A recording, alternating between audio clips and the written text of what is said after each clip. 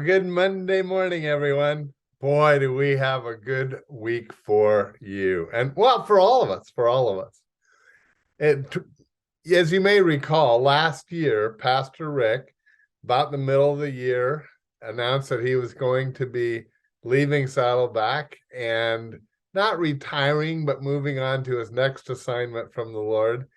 And that enabled us to bring on, as Rick had picked them, Andy and Stacie Wood. They had been pastoring a church up in the Bay Area, but we were blessed that the God called them down here to be with us, and they have been a blessing ever since. Well, today and then the rest of this week, we are going to get to meet and know better Stacie Wood. And you're going to just enjoy her and love her. And it's so good for us to hear her testimony and her story and how she came to know the Lord, how she came to be in ministry. Later on, the things that are important to her and her passions in ministry, as well as about her family. It's just going to be a fascinating week, and I am glad you tuned in. So without much further ado, she is going to tell us about where she grew up and her family life, even a little bit about how she went and how she got baptized, which actually is quite a fascinating story. So I appreciate you tuning in. Let's meet our co-pastor, Pastor Stacie Wood. God bless. And I'll see you again tomorrow. So as I told you, Stacie Wood is with us today. Hi, Stacie.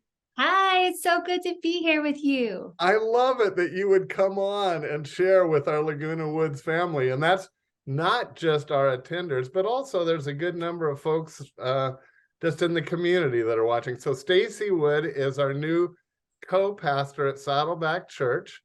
And how long have you been on staff here already? Well, we moved here in July and then the baton got passed in September.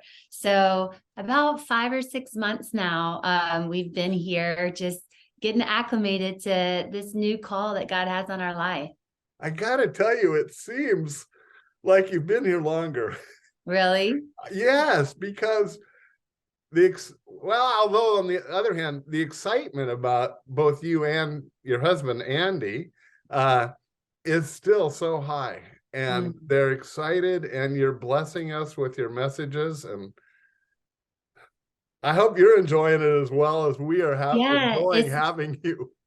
It's been such an amazing journey, and I feel like the turn of the new year kind of helped me to feel a little bit more settled. I'm not sure what it was about. We crossed 6 months of living here in Orange County. And for whatever reason, it helped me to feel a little bit more familiar and not like everything felt new and foreign anymore. So I'm feeling more settled in and just super excited about this next season. You got to go through a Christmas season. We did. And that's big. Amazing Christmas season here at Saddleback. So cool. Yeah. Well, listen, Stacie, as we stated, there's several things we want to accomplish this week. But one of them, and maybe the most important, is just to get to know you a little bit better. Where did you grow up? And what was your family life like? Okay, I was very spoiled. I grew up in South Carolina, Columbia, South Carolina, and I grew up in an amazing family. So my dad was a pastor of a Southern Baptist church there in Columbia, South Carolina, and we moved there when I was 3. And he was still the pastor there when I got married. And so I had a very stable childhood, growing up through the same church, the same school district, in the same house that whole time. And so I had my mom and dad, and then I have an older brother and an older sister. And my older brother is 5.5 years older than me, and my older sister is 3 years older than me. So you were a pastor's kid. Yes, As we say in my family, because mine did that too. Uh-huh. And some But people have a great experience as a pastor's kid. Some people have a horrible experience as a pastor's kid. Mine was a good experience. So I loved our church. We had a really healthy church, and it was a great experience for me.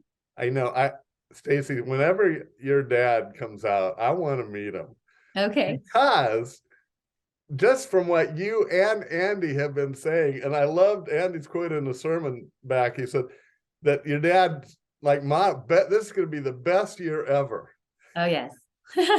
Every single year. So it was funny because Andy and I were talking to him last Friday, and we're like, "What you doing today, Dad?" And he said, "Well, you're going to laugh at me." And I said, "What are you doing?" He said, "Well, I was just writing out my plans for this coming year, and I really think it's going to be my best year ever."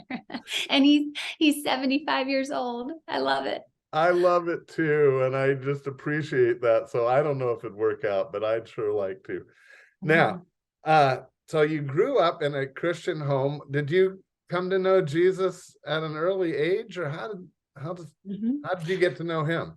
Yes, I did. So, like you said, just grew up in a really strong Christian home. So I was learning about the Bible and about what Jesus did for me from the time I was a baby, probably. Oh no, my lights just went off. I have to move to turn the lights back on. Okay. Okay. Sorry. The lights are on a sensor. So I'll start that back over. But so when I was young, my parents, of course, were teaching me all about the Bible and what Jesus did for me from the time I was a baby. So I was just learning all of that.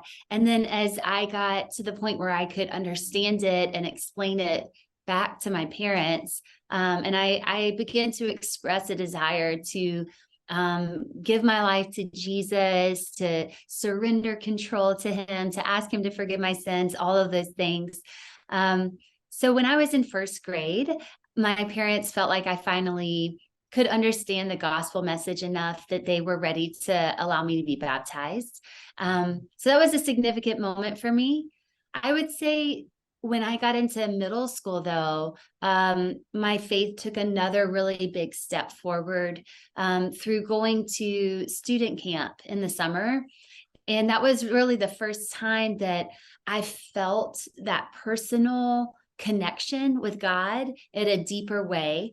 And so I came back from that student camp just really fired up for Jesus, and like, it wasn't just my parents' faith anymore that I just was accepting, but really made it my own personal walk with God. And so that was a big turning point for me when I was in middle school. So, yeah. So that would put you like at 12, 13 in that range, something. But don't you love camp? Because in that concentrated time, the Lord is able to break through your daily busyness and got to you. So that's so cool. Did your dad baptize you? He did. And actually, I have two baptism stories. So one, when I first accepted Jesus when I was in first grade, my dad baptized me there at our church. But then when I was graduating from a high school, one of my dreams was to get to go to Israel, to the Holy Land. And so my parents planned a trip, and we went as a family with some people from our church. And one of the really special things that you have the opportunity to do most of the time when you go to Israel is to visit the Jordan River where Jesus was baptized. And they give you the opportunity, if you would like to be baptized in the Jordan River, you can do that.